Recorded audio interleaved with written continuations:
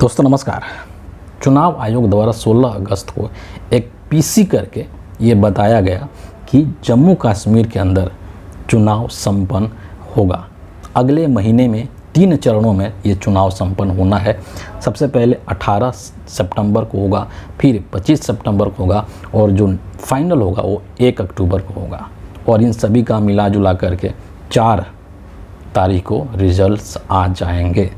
अब जैसे ही चुनाव आयोग के द्वारा ये घोषणा की गई, कांग्रेस पार्टी की तरफ से राहुल गांधी और कांग्रेस पार्टी के राष्ट्रीय अध्यक्ष श्री मल्लिकार्जुन खड़गे जी जम्मू कश्मीर पहुंच जाते हैं और वहां पर जा कर के चुनावी बिगुल फूंक देते हैं। और सबसे पहले जम्मू कश्मीर पहुंच करके राहुल गांधी ने और खड़गे जी ने ये संदेश दे दिया है जम्मू कश्मीर के लोगों को कि हम जम्मू कश्मीर को लेकर के बहुत सीरियस हैं, हम आपके हितों को लेकर के बहुत सीरियस हैं और इस चुनाव को हम बहुत ही सीरियसली ले रहे हैं।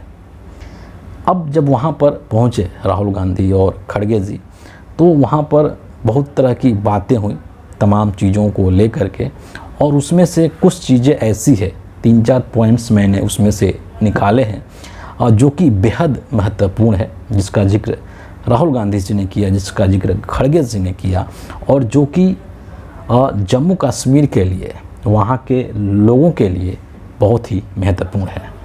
सबसे पहले अगर हम बात करें तो राहुल गांधी जी ने इस चीज़ का जिक्र किया स्टेट हुड को लेकर के। ये सामने निकल कर आया, वहाँ पर बताया गया, जिक्र किया गया कि हिंदुस्तान के पॉलिटिकल हिस्ट्री में संभवतः ये पहली बार ऐसा हुआ है जब एक स्टेट का दर्जा छीन करके और उसको यूटी बना दिया गया, जबकि सामान्यतः होता ये है कि यूटी को स्टेट का दर्जा दिया जाता है, लेकिन यहाँ पर ठीक उल्टा किया गया। यानी कि एक स्टेट को नरेंद्र मोदी की सरकार ने यूटी बना करके एक तरीके से उसको मतलब डिमोरलाइज कर दिया, उसका एक तरीके से डिमोशन कर दिया।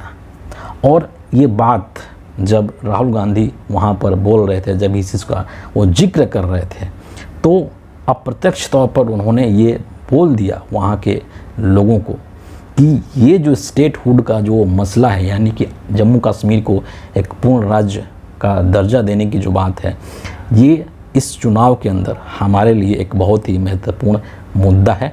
और जब वहाँ पर कांग्रेस पार्टी की सरकार बनेगी तो हम इसको एक पूर्ण राज्य का दर्जा देंगे। ये बहुत ही महत्वपूर्ण बात है और ये एक ऐसा पॉइंट है, एक ऐसा बिंदु है और जिससे कि वहाँ के जो लोग हैं वो बहुत ही अच्छे तरीके से कनेक्टेड हैं। मतलब उनके अंदर वो फीलिंग है, सबके अंदर हो। जैसे हम बिहार की बात करते हैं, बिहार को विशेष राज्य का दर्जा देने की बात क्यों की जाती है, क्यों वहाँ के लोग बार बार इस चीज़ की मांग करते हैं, क्योंकि वो उस चीज़ को महसूस कर रहे हैं, उसका महत्व महसूस कर रहे हैं। वही चीज़ जम्मू कश्मीर के अंदर भी है कि वहाँ के लोग इस चीज़ को महसूस कर रहे हैं। जिस स्थिति में अभी वो वहाँ पर रह रहे हैं उसको वो पसंद नहीं कर रहे हैं और उसको वो चाहते हैं कि इसको एक स्टेट का दर्जा मिले। और वही बात यहाँ पर राहुल गांधी ने, खड़गे जी ने कहा और क्लियर हो गया कि स्टेट हुड जो है वो वहाँ के चुनाव में एक बहुत ही महत्वपूर्ण मुद्दा होने वाला है। दूसरी चीज़ जो बेहद महत्वपूर्ण है वो गठबंधन को लेकर के है। जैसा कि लोकसभा चुनाव में हुआ, इंडिया अलायंस बना, एक बहुत ही बड़ा अलायंस बना और इतना मजबूत अलायंस बना कि नरेंद्र मोदी और अमित शाह के लाख कोशिश के बावजूद भी ये अलायंस टस से मस नहीं हुआ। जम्मू कश्मीर के अंदर भी राहुल गांधी ने, खड़गे जी ने ये बता दिया कि यहाँ पर भी एक अलायंस होगा। और जो फारूक अब्दुल्ला साहब हैं, जो उमर अब्दुल्ला साहब हैं, उनसे मुलाकात करके, दोनों लोगों ने मुलाकात किया, राहुल जी ने भी किया और खड़गे जी ने भी किया, मुलाकात करके, और ये बात क्लियर हो गई कि यहाँ पर हम गठबंधन बनाएंगे और गठबंधन बना करके हम चुनाव लड़ेंगे। सीट शेयरिंग को लेकर के अभी मामला जो है वो क्लियर नहीं हुआ है, लेकिन बहुत जल्द वो भी हो जाएगा। और जब ये बात पक्की हो गई फारूक अब्दुल्ला साहब के बीच में और राहुल गांधी और खड़गे जी के बीच में, जब यह बात पक्की हो गई कि हम यहाँ पर गठबंधन करेंगे, और उसके बाद जो फारूक अब्दुल्ला साहब हैं उन्होंने एक प्रेस कॉन्फ्रेंस किया और प्रेस कॉन्फ्रेंस करके उन्होंने एक बात कही। उन्होंने कहा कि जो हमारा ये गठबंधन होगा इसके दरवाजे अन्य लोगों के लिए भी खुले हैं।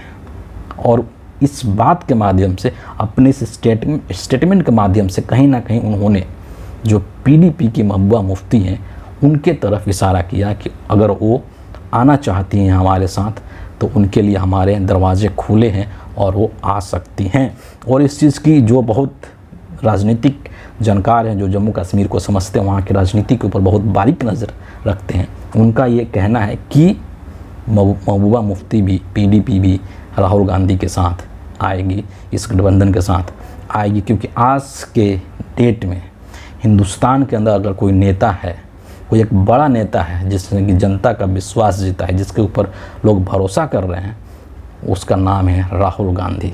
और हर कोई आज के समय में राहुल गांधी के साथ खड़ा होना चाहता है। और इसीलिए जम्मू कश्मीर के अंदर राहुल गांधी, कांग्रेस पार्टी जो है, और इसके अलावा जो वहाँ पर नेशनल कॉन्फ्रेंस है जो कि फारूक अब्दुल्ला साहब की पार्टी और जो पीडीपी है, ये मिल करके चुनाव लड़ेंगे, इस चीज़ की प्रबल संभावना है। एक और बहुत ही आखिरी चीज़ और बहुत ही महत्वपूर्ण चीज़ जो वहाँ पर जिसका जिक्र किया राहुल गांधी ने या खड़गे साहब ने किया, वो अपने कार्यकर्ताओं को लेकर के किया। कोई भी नेता जब कहीं भी जाता है तो वहाँ पर अपने कार्यकर्ताओं के अंदर जोश और उमंग भरने की कोशिश करता है। वो चीज़ यहाँ भी किया गया, राहुल गांधी के द्वारा किया गया और खड़गे जी के द्वारा किया गया। लेकिन यहाँ पे एक बहुत ही महत्वपूर्ण बात राहुल गांधी ने कही कि आज हम सभी लोगों ने मिल करके, यानी कि कांग्रेस पार्टी के जितने कार्यकर्ता हैं, इंडिया अलायंस के जितने लोग हैं, हम सभी लोगों ने मिल करके नरेंद्र मोदी के सेल्फ कॉन्फिडेंस को ख़त्म कर दिया है। आज नरेंद्र मोदी के अंदर वो ताकत नहीं है जो पहले हुआ करती थी और हमने उनको चुनाव में धूल चटा दी है, हमने उनको चुनाव में हरा दी है। और इसका क्रेडिट जो है वो राहुल गांधी खुद नहीं लिए। लोग वहाँ पर चिल्लाने लगे कि कौन हराया, तो राहुल गांधी ने हराया, राहुल गांधी ने हराया। लेकिन राहुल गांधी ने कहा कि नहीं नहीं नहीं नहीं नहीं, राहुल गांधी ने नहीं हराया बल्कि आपने हराया, इस देश की जनता ने हराया। क्योंकि राहुल गांधी ये जानते हैं कि एक लोकतंत्र के अंदर जनता सर्वोपरि होती है, जनता के अंदर ही वो संपूर्ण शक्ति निहित होती है और इसीलिए जनता जो है वो सर्वोच्च होती है, सर्वशक्तिमान होती है लोकतंत्र के अंदर। और इसीलिए पूरी की पूरी जो क्रेडिट है उन्होंने जनता को दे दिया। अब यहाँ पर एक और चीज़ है जिसका कि डिस्कस करना यहाँ पर बेहद ज़रूरी है कि जम्मू कश्मीर की जब हम बात करते हैं तो वहाँ पर जो जायज़ सी बात है कि जब चुनाव हो रहा है तो वहाँ पर सीधे तौर पर कांग्रेस पार्टी और जो फारूक अब्दुल्ला साहब की पार्टी है और भविष्य में अगर पीडीपी आती है तो इनका मुकाबला बीजेपी से होने वाला है। और जम्मू कश्मीर के अंदर अभी जो है बीजेपी की स्थिति बेहद ख़राब है, इस चीज़ से आप इनकार नहीं कर सकते हैं। और बीजेपी के जो लोग हैं वो इस चीज़ को माने या नहीं माने, लेकिन ये हकीकत है। और इसके लिए दो एग्जाम्पल या दो प्रमाण मैं आपके सामने रख सकता हूँ। सबसे पहली चीज़ जो बीजेपी के कमज़ोर होने को प्रमाणित करता है वो ये है कि लोकसभा चुनाव 2024 के अंदर बीजेपी ने वहाँ पर अपना कोई भी प्रत्याशी खड़ा नहीं किया था। एक तरीके से वहाँ पर बीजेपी ने चुनाव ही नहीं लड़ा था, पहली चीज़। दूसरी चीज़ कि 2014 के बाद से वहाँ पर कोई भी चुनाव नहीं कराया गया है। मतलब सोचिए कि 10 साल से उस वहाँ पर कोई चुनाव नहीं हुआ है। और ये चुनाव भी जो हो रहा है तो ये चुनाव नरेंद्र मोदी के खुद की इच्छा से नहीं हो रहा है, बल्कि सुप्रीम कोर्ट ने केंद्र सरकार को, मोदी सरकार को ये निर्देश दिया था कि सितंबर तक चुनाव की प्रक्रिया वहाँ पर प्रारंभ हो जानी चाहिए। तो ये मोदी सरकार की मजबूरी है कि अब वहाँ पर चुनाव कराना ही पड़ेगा। 2019 में भी जब 370 इन्होंने हटाया था तो खूब इन्होंने उसका बिगुल फूका था, खूब उन्होंने प्रशंसा की थी, हमने ये कर दिया, हमने वो कर दिया। जम्मू कश्मीर के अंदर की स्थिति काफ़ी सुधर गई, सामाजिक वहाँ पर सौहार्द कायम हो गया है, बहुत सारे लोग पर्यटक आ रहे हैं, सब कुछ बहुत ही सामान्य हो गया है। लेकिन सवाल यहाँ पर ये है कि जब सब कुछ सामान्य हो गया है, जब मोदी जी ने बहुत भयंकर काम कर दिया, 370 हटा करके बहुत बड़ा काम कर दिया, कश्मीर के लोगों का दिल जीत लिया, हिंदुस्तान के लोगों का दिल जीत लिया, तो अभी तक वहाँ पर चुनाव संपन्न क्यों नहीं कराया? सीधा सा सवाल है। और इसलिए चुनाव संपन्न नहीं कराया क्योंकि नरेंद्र मोदी के मन में एक डर है।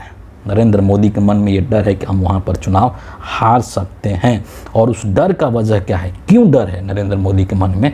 वो डर इसलिए है क्योंकि जम्मू कश्मीर के अंदर जो भी मोदी ने किया है 370 को हटा करके, वहाँ पर ये काम मोदी जी ने वहाँ के जो लोग हैं उनके भरोसे को, उनके विश्वास को जीत करके नहीं किया है।